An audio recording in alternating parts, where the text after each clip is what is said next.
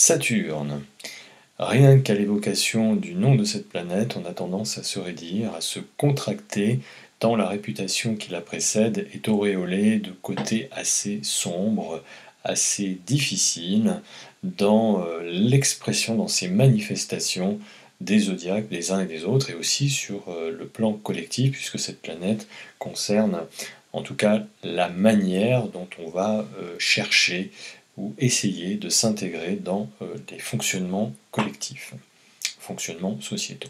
Saturne, dans l'expression astrologique, est le constructeur de formes, hein, celui qui donne une réalité à une structure. Donc c'est une planète de structuration de formes. Cette structuration de forme, ou cette forme, est établie à partir de différents éléments constitutifs. Ça vaut vraiment pour, je dirais, pour tout principe de vie. Par exemple, à Saturne correspond le corps humain, ou plutôt la structure du corps. Par exemple, j'ai deux mains, j'ai des yeux, j'ai différents organes dans mon corps qui ont des fonctions qui leur sont propres, qui n'ont rien à voir les uns avec les autres. Mes mains n'ont rien à voir avec mes yeux, ce sont deux organes qui sont totalement différents, et pourtant ces organes fonctionnent ensemble. Ça c'est Saturne. C'est Saturne qui permet ce fonctionnement ensemble. Saturne, c'est vraiment la planète qui va servir de fédérateur, de reliance entre différents éléments qui vont constituer cette forme. Ça vaut pour toute forme existante, hein. Sachant que chaque élément est aussi lui-même constitué de différents éléments. Vous voyez, il y a un fonctionnement un peu en poupée gigogne qui va de l'infiniment petit, ou qui irait de l'infiniment petit à l'infiniment grand. Le tout étant dans le tout. Donc ça, c'est vraiment Saturne. Saturne, et la fonction de Saturne, c'est de servir de catalyseur, d'énergie, de reliance entre chaque partie pour former un tout, ou pour essayer de former un tout.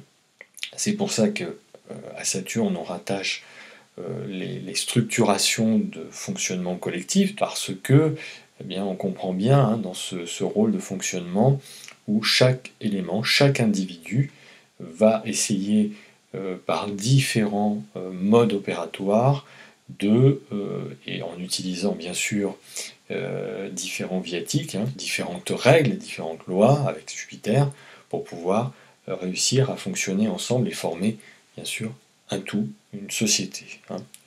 Et ça va bien sûr jusqu'à comprendre l'échelle de l'humanité de la Terre. Donc en ceci, Saturne, quand on fonctionne par donc logique et analogie, hein, ce qui est le propre de l'astrologie, Saturne, finalement, sa fonction première, c'est de relier les éléments entre eux.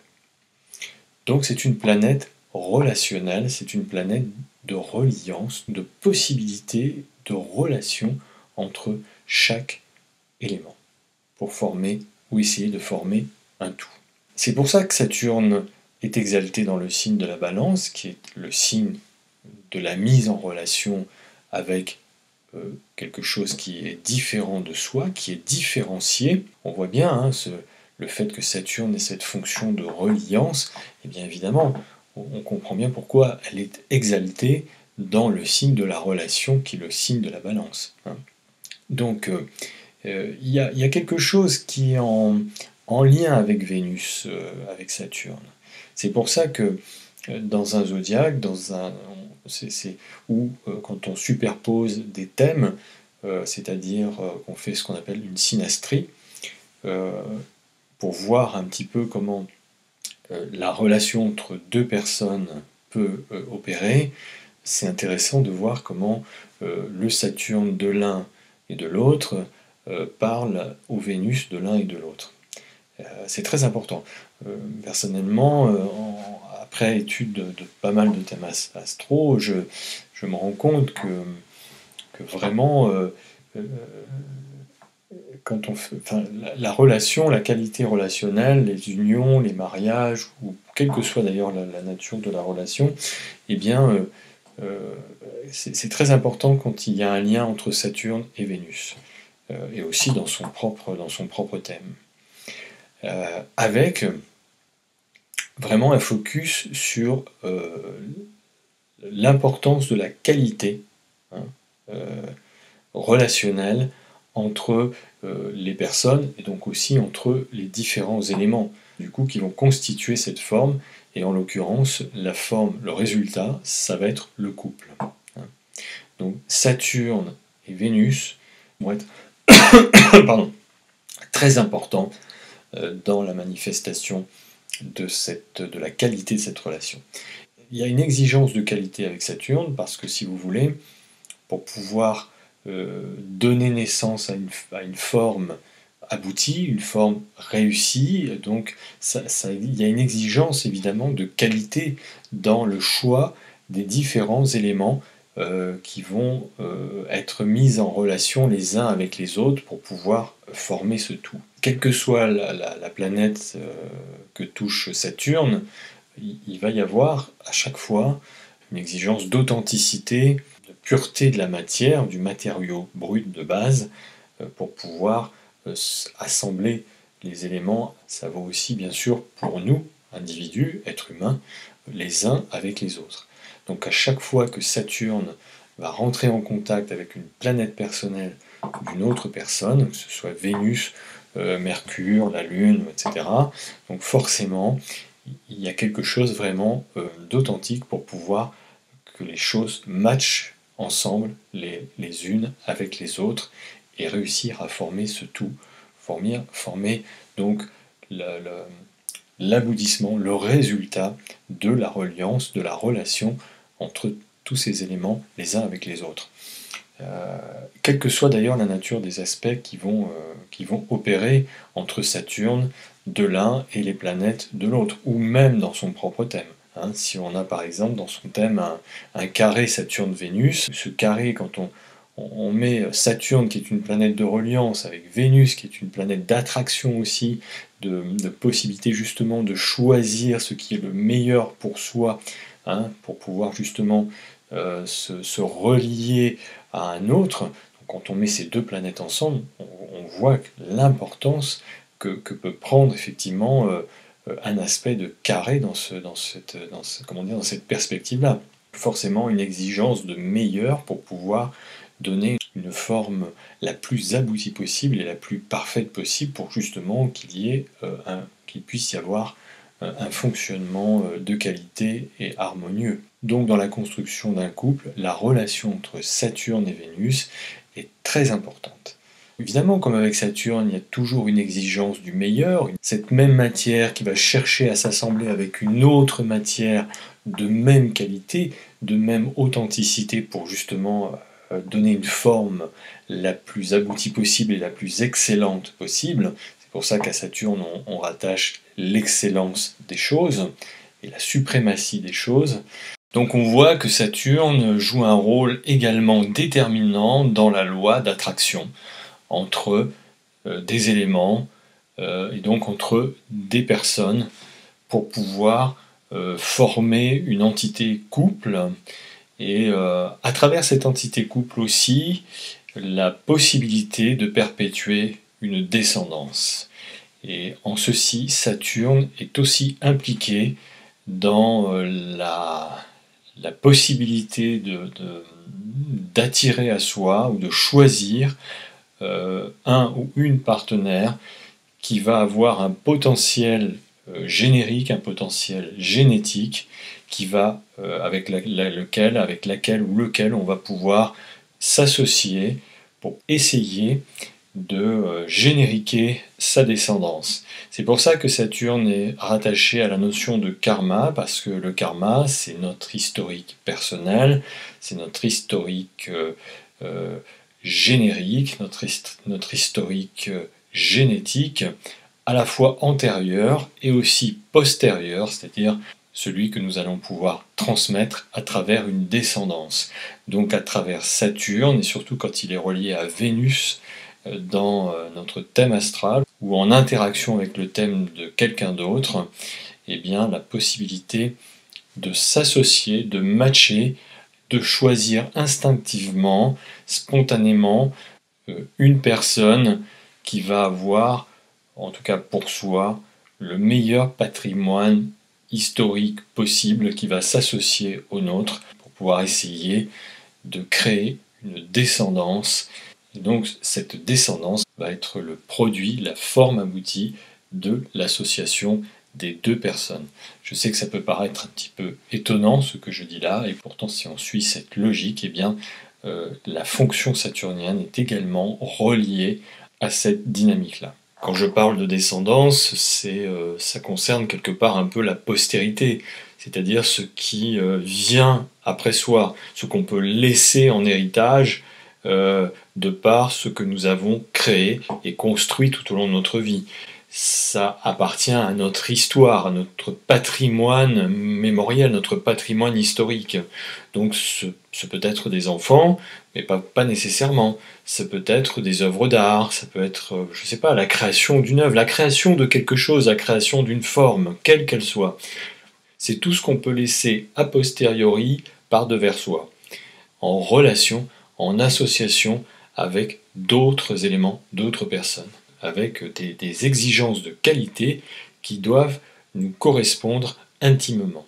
Cette polarité d'attraction entre deux individus à travers Saturne, pour la nécessité de perpétuer une descendance, peut se jouer d'une manière totalement inconsciente. C'est pas forcément quelque chose qui est délibérément choisi. Il n'empêche que c'est là, d'où, je le répète, la nature de la dimension karmique de Saturne. Le côté un peu piégeux de Saturne, effectivement, ça serait tourner un peu en rond parce que il peut y avoir une telle frustration de ne jamais atteindre l'excellence, de ne jamais réussir à faire aboutir quelque chose qui pour soi serait le plus parfait possible. Donc il peut y avoir sans arrêt des insatisfactions, et donc on peut tourner en boucle avec ces insatisfactions. Et donc à un moment donné, la mission, la tâche peut nous paraître tellement énorme, tellement plombante, qu'en effet, on peut se désespérer et du coup renoncer.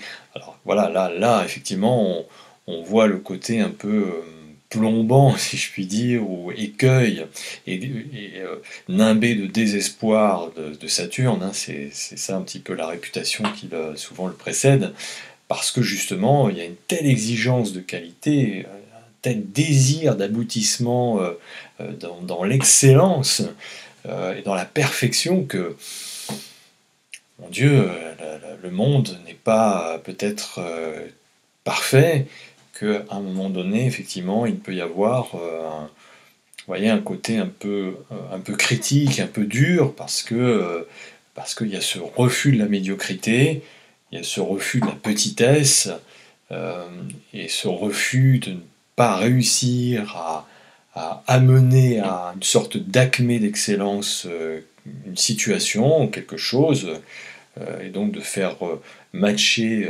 encore une fois, chaque élément parfait, chaque élément ou perfectible entre eux, pour justement donner naissance à une forme, à une substance voilà, la plus aboutie possible, bah oui, qu'à un moment donné, dans le fait de ne pas d'avoir le sentiment en tout cas de ne jamais y arriver, parce que ça peut être qu'un sentiment en fait, hein, finalement les personnes qui sont animées de ce genre de tâches et de missions, elles réalisent des choses qui peuvent être excellentes et parfaites, mais elles ne s'en rendent pas compte elles-mêmes. Donc il faut qu'il y ait à un moment donné un entourage et un environnement aussi qui disent mais non, c'est bien, voilà. Après bien sûr, avec Saturne, on a toujours l'impression de n'en avoir jamais fait assez et qu'on peut encore faire mieux à chaque fois, hein, et devenir encore meilleur. Ça c'est vraiment le propre des Saturniens, des personnes par exemple du signe du Capricorne aussi, hein, voilà, d'avoir un Capricorne qui est assez dignifié dans son thème, dans les zodiaques. Et donc voilà, si vous voulez, voilà, les frustrations saturniennes, les déceptions saturniennes, les renoncements saturniens peuvent venir de là. C'est-à-dire que la tâche est tellement importante et paraît tellement difficile, le sommet paraît tellement inatteignable. En même temps, on a envie de l'atteindre, mais c'est très difficile. Peut-être que la tâche nous dépasse, que plutôt que de s'évertuer, de s'user à le faire, alors à un moment donné, il peut y avoir effectivement une posture de renoncement et d'abandon total. Avec Saturne et son lieu de vie naturel qui est la maison 10, et également son signe, le Capricorne, et également le Verseau, n'oublions pas, puisque Saturne était le maître naturel ancien du signe du Verseau, il est question d'ascension ou de chute. Saturne, lui, il veut aboutir à quelque chose de parfait, vous voyez. Donc forcément, on peut avoir à souffrir de certaines situations qui vont justement nous confronter, selon la nature des aspects que va recevoir Saturne dans notre thème, donc à être confronté à certaines médiocrités, si je puis dire, à certains ratages, à certaines situations qui ne sont pas du tout idéales et pas du tout parfaites pour soi. Alors quand Saturne est un petit peu mis en difficulté dans le zodiaque, soit par position, soit par aspect, il est probable qu'il y ait des défauts d'autorité, soit en excès, soit au contraire en manque. J'emploie le mot autorité dans le sens de s'autoriser à être soi, s'autoriser à avoir, s'autoriser à être, s'autoriser tout simplement à exister tel que l'on est véritablement aux yeux du monde et dans sa participation sociale. Ces défaillances d'autorité, ces défaillances existentielles, peuvent se manifester de différentes manières, peuvent provenir d'un entourage où on a été au contact de personnes qui avaient une forte personnalité et qui du coup étaient un petit peu écrasantes par rapport à soi. Ou au contraire des personnes qui manquaient d'autorité. Le résultat de ces défaillances peuvent se manifester de différentes manières. Et d'ailleurs, il peut y avoir différentes phases dans ces expressions. Par exemple, il peut y avoir des manques de confiance en soi, des manques d'affirmation de soi. On peut avoir le sentiment de ne pas être reconnu tel que l'on est. On peut avoir vraiment les plus grandes difficultés à prendre sa place dans le jeu social. Et paradoxalement, par effet surcompensatoire, alors ça dépend bien sûr des thèmes des personnes et de la nature de chacun et de chacune, on peut surjouer la carte du manque de confiance en soi, on peut s'auto-censurer, censurer les autres, on peut vouloir s'imposer par la force dans le monde en ayant des attitudes assez autoritaires avec des postures assez arbitraires, vous voyez. Ça peut être un des écueils saturniens qui, par défaillance justement de force, de cristallisation de sa personnalité et de sa position dans le monde, va surjouer la carte, va surcompenser ces défaillances en étant trop, en étant too much. C'est toujours un peu le cas, et ça vaut bien sûr pour chaque planète d'ailleurs dans le zodiaque, mais plus particulièrement avec Saturne, puisque Saturne concerne justement cette complétude d'affirmation de sa personnalité et de sa singularité dans le monde, pour justement proposer au monde ses singularités. Et le côté dur, rigide ou psychorigide de Saturne vient du fait que pour pouvoir faire aboutir une forme, lui donner naissance, lui donner une existence réelle, factuelle et incarnée, eh bien, il faut poser des limites. C'est comme la nécessité de faire un coffrage pour pouvoir couler le béton à l'intérieur pour construire l'édifice. Voilà, ça c'est vraiment le propre de Saturne. Et donc l'écueil, c'est de rester trop rigide. Certaines situations demandent au contraire de la souplesse, y compris dans un coffrage. Si la structure est trop dure, alors que le milieu, lui, est motile, mouvant, eh bien la structure, du fait de sa rigidité, risque de rompre, de se casser. Donc c'est pour ça qu'avec Saturne, certaines structurations bien solides, bien rigides sont parfois nécessaires, et en même temps, il faut avoir la capacité, la possibilité d'assouplir cette structure en fonction bien entendu de ce qu'il se passe dans l'environnement. Donc pour faire court, Saturne, c'est une planète de reliance, c'est une planète qui est très importante dans notre manière de relationner avec les autres, avec nos semblables, toujours dans une perspective d'exigence de qualité, de perfection, pour pouvoir former un tout qui soit le plus abouti possible. Saturne va concerner beaucoup de domaines de notre vie, de notre existence, de la façon dont on va être mis en relation avec différents éléments qui vont nous permettre de nous constituer une énergie de vie qui soit la plus viable possible. Donc ça peut concerner notre mise en relation avec d'autres personnes, mise en relation avec la nourriture, hein. Donc du coup, quels sont les éléments qu'on va faire rentrer dans notre corps qui vont donc constituer une base, un substrat énergétique. Donc c'est pour ça qu'il y a un lien avec Vénus, hein, et parce que Vénus c'est le maître de la maison 2 et le maître du signe du Taureau, hein, qui sont les ressources, qui sont les moyens qui vont nous constituer de base et qui vont être des moyens sourciels pour soi. Et donc Saturne ici va aussi intervenir beaucoup, va jouer énormément, hein, sur la manière de relationner avec ces éléments sourciels, quels qu'ils soient. Ça peut être de la nourriture, ça peut être des ressources psychologiques, des ressources physiques, physiologiques, etc.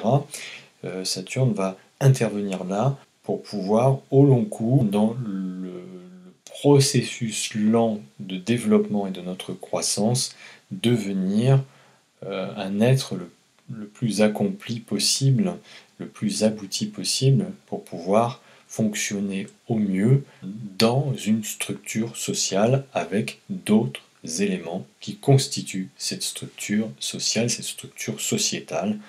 Et là, comme je vous l'ai dit, on touche à l'humanité tout entière. Vous voyez, quand on explicite un petit peu plus le rôle fondamental de Saturne, qui est de fédérer différents éléments constitutifs entre eux, bon, il n'y a rien de maléfique là-dedans, il n'y a rien de sombre. C'est juste le rôle de Saturne, il est juste de faire cela et donc d'exiger le meilleur pour soi.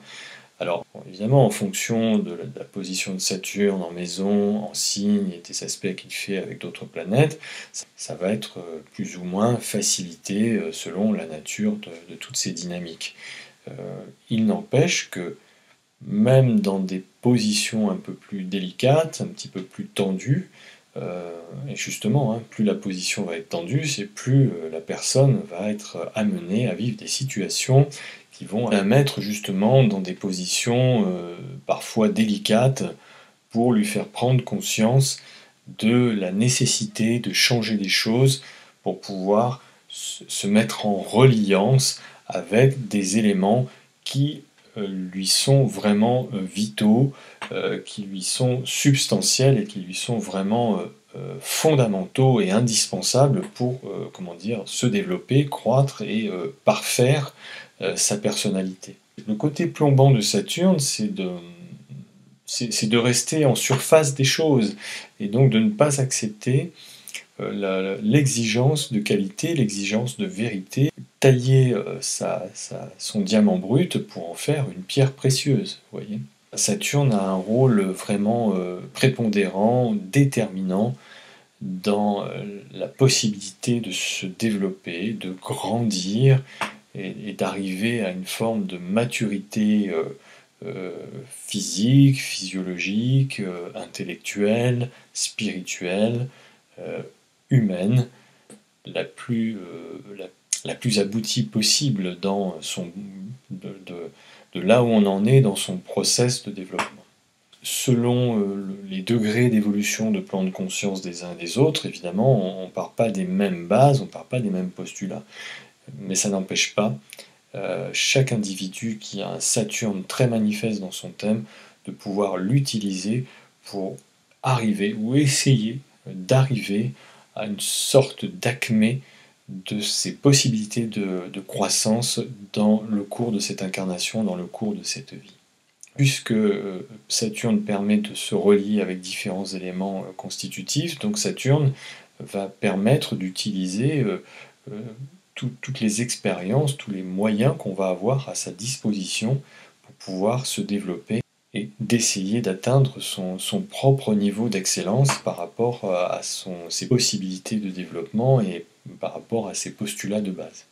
Voilà, je vous souhaite de passer une belle fin de journée, bien incarnée, et donc de pouvoir choisir ce qu'il y a de meilleur pour vous, pour votre accomplissement personnel, grâce à Saturne. À bientôt!